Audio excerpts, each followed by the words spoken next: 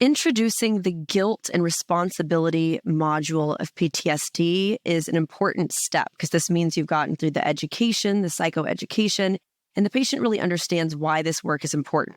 You've also developed a stuck point list with guilt-specific stuck points that you can begin to work with.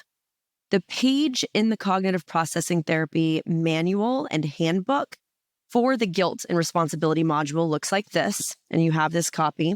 On this copy, you will see my notes that I've been working with for years, from the beginning days of CPT in my career.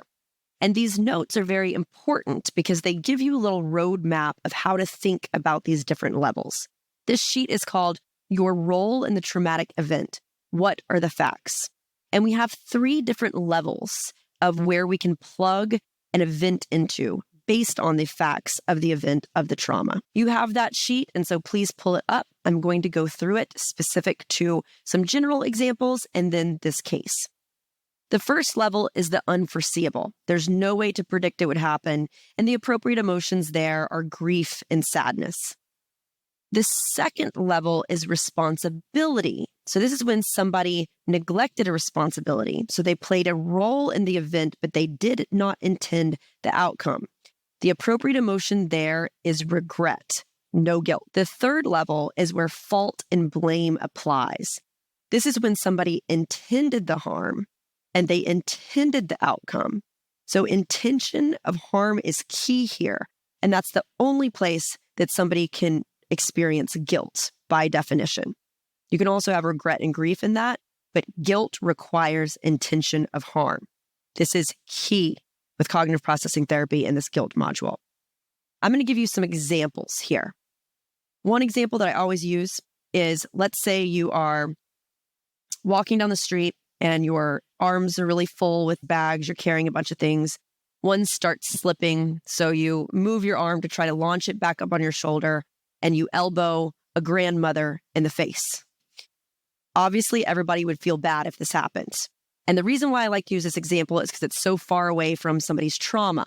So if we're trying to activate somebody's frontal lobe so that they learn and keep their frontal lobe engaged while we introduce this concept, we want to give something that's not going to be triggering them for trauma, right? Something that's different than their situation, but something that they can still use to understand the model. So this is why I use this example. It can be like a little bit of funny. People tend to chuckle with it. We punched a grandma. Okay. So when we punch a grandma, what are we going to feel? We're probably going to feel guilty. We're going to feel some regret. I should have been looking. We might even feel some shame. I'm the person that punched the grandma, or I'm so clumsy all the time. I do these things and I just harmed somebody. I'm just broken and damaged at my core. That's kind of shame. So I really elicit from the patient everything that they would feel in terms of if they accidentally punched and harmed a grandma. Okay. But what I say is now we have to look at the details of the situation and really fit it into the model here. So if we look at this situation, we can ask ourselves, was it completely unforeseeable? There's some pieces of unforeseeability in here. We can also ask, okay, what was I responsible for? Did I have a responsibility? Did I play a role in this event? Yes, we did play a role because we punched the grandma. Okay. So regret makes sense here too. So we've got grief and sadness that life even happens. We have regret that we played a role in something and caused some kind of harm. But then the third is key. Are we at fault and blame for this situation? And that would require intention of harm. So this is a big question. Did you intend the harm? Did you mean to punch the grandma? Well, no, of course. I would never punch a grandma, right? So then you get the patient saying, well, no, I didn't mean it. So then you say, therefore, you are not at fault and blame, and you are not guilty. Is there anybody in the situation that did intend the harm? No. So we automatically know that this category of fault, blame, and guilt does not apply for anyone involved. We then tick back up to the responsibility. Like, okay, we've agreed that you were somewhat responsible for this. What responsibility were you neglecting? Okay, maybe looking around where I was going. Maybe I was trying to carry way too many bags and I could have made 2 trips instead of just trying to make 1, whatever it is. If we're taking responsibility, we can fully take responsibility and say, all right, I've kind of learned the lesson. I can regret some of my actions, but I didn't know what was going to happen because a lot of this was unforeseeable. We also have to ask, what was the grandma doing? So if we find out that the grandma was, blind-ish and maybe walking way too close because she didn't see the person who punched her, then she shares some of the responsibility here too. And that's why this question that you'll see in these little notes is, if I am responsible, what was I responsible for? And who else might share the responsibility? Because it's not usually us in isolation in a trauma. It's at least one other or multiple people involved. So you can see how this example quickly starts to offload those bad feelings and right-size the emotion and the experience into these categories.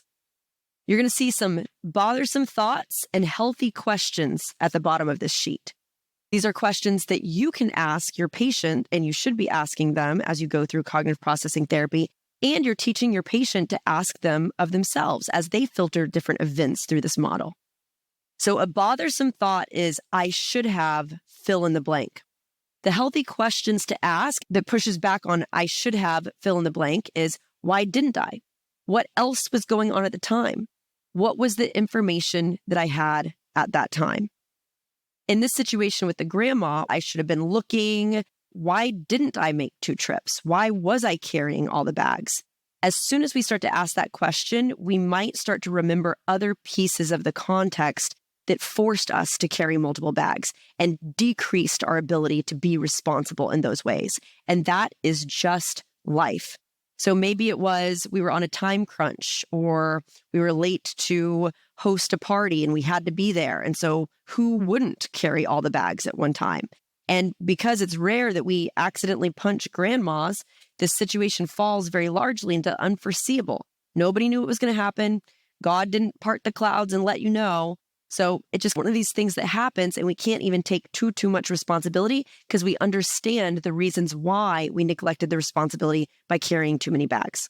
So these questions really start to open that door. Again, these are Socratic questioning. Cognitive processing therapy is all based on Socratic questioning. So just being curious, well, why did you carry all those bags at one time? If we're agreeing that was irresponsible, why were you irresponsible in that way? Why did you make that decision? And then the patient starts to talk about why they had to do that or why they decided to, etc. Another bothersome thought, if I would have just fill in the blank, then the bad thing wouldn't have happened. Healthy questions with that is, how do I know this? What other factors were involved? What else could have happened?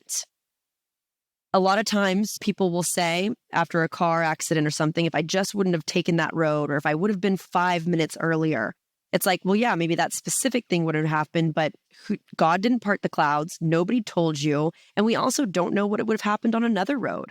And how many accidents have you avoided because you just didn't go on a different road? Like, there's just no way for us to know these things, right? So this is on the forefront a very simplistic model, but you can see how the details of an actual trauma get very complicated and how clean it starts to become when we pull up those details, when we remember the context of a situation and really ask the right questions to plug the situation into this model.